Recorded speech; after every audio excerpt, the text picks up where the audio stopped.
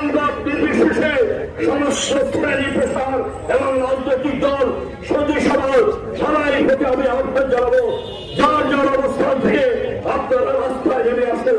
আপনাদের প্রজন্ম ভবিষ্যৎ বাংলাদেশ নোংরা করার জন্য, রামপাল করার জন্য, বাগেরহাট করার জন্য আপনাদের অধিকার দিয়ে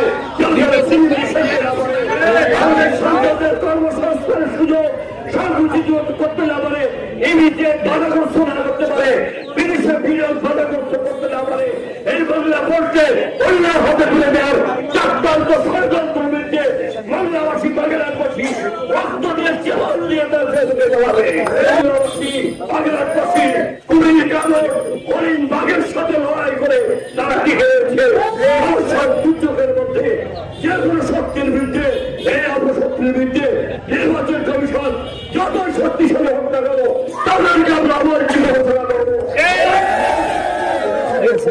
তাদের যেখানে হবে যেখানে বাংলাদেশে তাদের প্রতিরোধ করে করবে।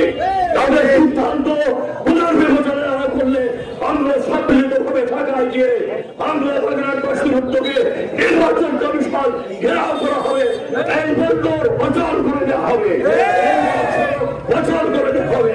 এই মহিলা শর্ত রক্ষা করার জন্য মহিলা বন্দরের শর্ত শ্রমিক ভাইদের কর্মসংস্থান, ইপিজেডে বিদেশে বিনিয়োগ আনার জন্য, ইপিজেড এক্সপোর্ট প্রসেসিং চলকে ত্বরান্বিত করার জন্য আমরা কাজ করে যাব। কিন্তু যারা আমাদের এই নির্বাচন কমিশনে সাংবিধানিক প্রতিষ্ঠানে থেকে মানুষের